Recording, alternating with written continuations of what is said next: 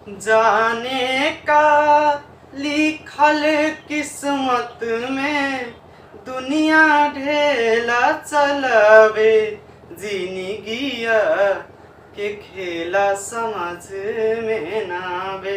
Hello, स्वागत है आप सभी का हमारे YouTube चैनल RPS में, और मैं हूं आपके साथ रोशन राही।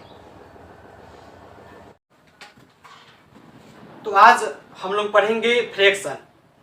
फ्रैक्शन को हिंदी में कहते हैं भिन्न, एकदम जीरो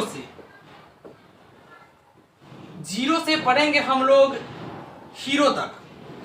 फ्रैक्शन को हम लोग पढ़ेंगे एकदम जीरो से, दूध पीने वाला बच्चा भी इसको सीख जाएगा। जिसको कुछ भी नहीं आता है वो इस वीडियो में सीखेगा फ्रैक्शन। देखिए, फ्रैक्शन को हम लोग हिंदी में कहते हैं भिन्न। अब हम लोग समझेंगे कि आखिर भिन्न कहते किसको, भिन्न होता क्या है। सुनिए जरा, ये लिखा गया है संपूर्ण हिस्से तथा संग्रह को निरूपित करने वाले संख्या को हम लोग कहते हैं भिन्न यानी फ्रैक्शन। यानी संपूर्ण हिस्सा को इंग्लिश में कहते हैं पार्ट। हिस्सा को इंग्लिश में क्या कहते हैं? पार्ट। यानी ये जो है इसके प्रत्येक पार्ट को बताता है। एग्जाम्पल में लिखा गया है 1/2। अब हम लोग समझेंगे कि भिन्न होता क्या है। 1/2 का मतलब आखिर क्या होता है, जरा देखिए बोर्ड पे। 1/2 का मतलब होता है कि मान लीजिए कि बचपन में बच्चों को मम्मी बिस्किट देती है, एक ही बिस्किट खरीद देती है और बोलती है कि एक बिस्किट को दोनों भाई मिलकर खा लेना, यानी बांट लेना। जरा सुनिए, ये बिस्किट कितना है? 1 ठो बिस्किट।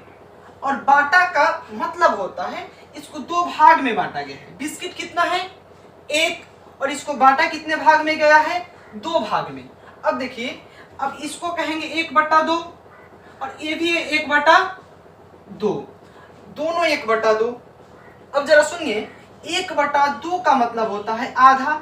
अब एक बिस्किट को 2 भाग में बांटा गया है, इसका मतलब आधा आधा किया गया है। 1/2 को आधा भी बोलते हैं, आधा यानी हाफ। और 1/2 का मतलब होता है आधा। यानी एक बात बताइए कि ये जो भिन्न है ये इसके पार्ट को बता रहा है कि नहीं? ये इसके पार्ट को बता रहा है, यानी इसके हिस्सा को बता रहा है। और भिन्न का मतलब होता है इस संपूर्ण। भिन्न कहते किसको है?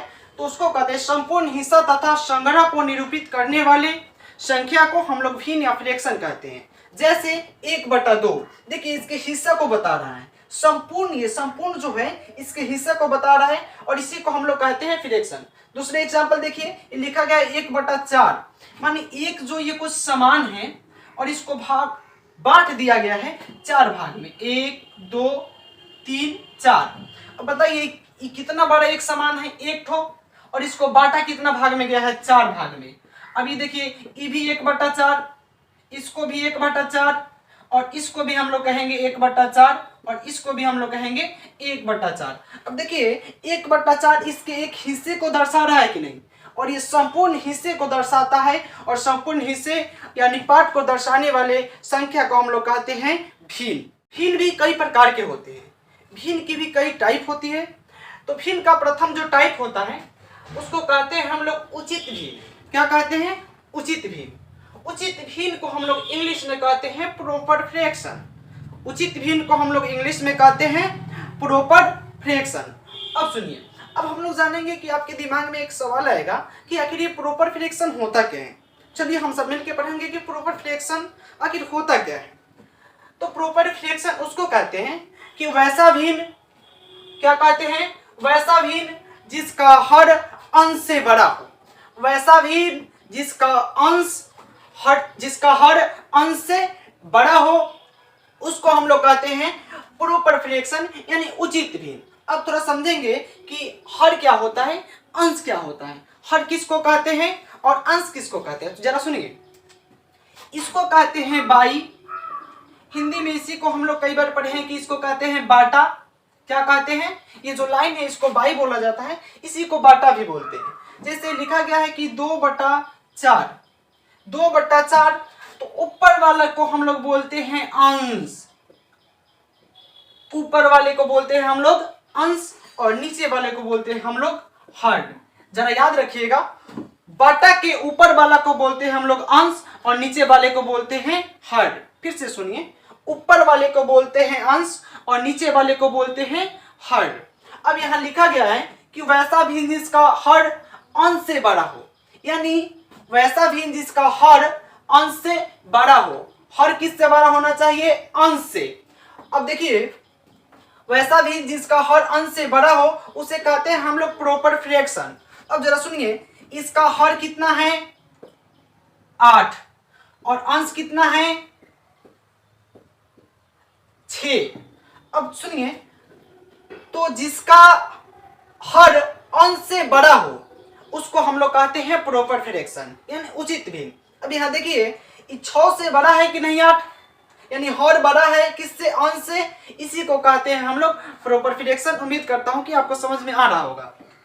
अब सुनिए, अपने भाषा में इसको याद रखेंगे कि वैसा भिन्न, अपने भाषा में हम लोग याद रखेंगे कि वैसा भिन्न जिसका अंश हर से छोटा हो, यानी या वैसा भिन्न जिसका हर अंश से बड़ा हो। तुलनात्मक करेंगे, वैसा भिन्न जिसका हर अंश से बड़ा हो। और अपने भाषा में याद रखेंगे कि ऐसा भिन्न जिसमें नीचे वाला ऊपर वाला से बड़ा हो, जिसका नीचे वाला ऊपर वाला से ज्यादा हो, उसको कहते हैं हम लोग प्रॉपर फ्रैक्शन, यानी उचित भिन्न। समझ में आया?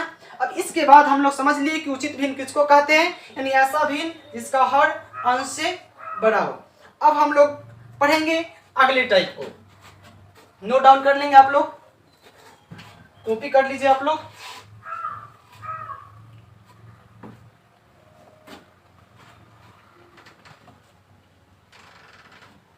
अब हम लोग पढ़ेंगे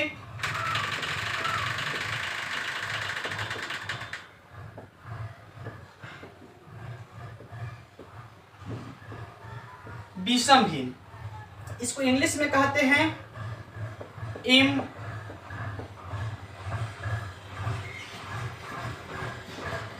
इम्प्रॉपर फ्रैक्शन।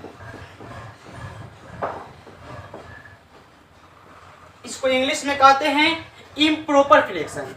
इसके पहले हम लोग पढ़े थे उचित भिन्न और अब हम लोग पढ़ेंगे विषम भिन्न। अब जरा सुनिए, विषम भिन्न कहते किसको है?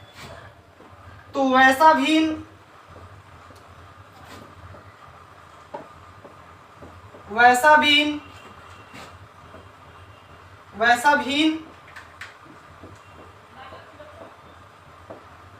जिसका अंश हर से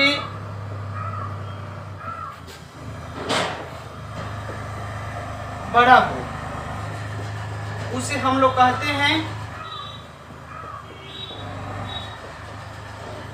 विषम भिन्न।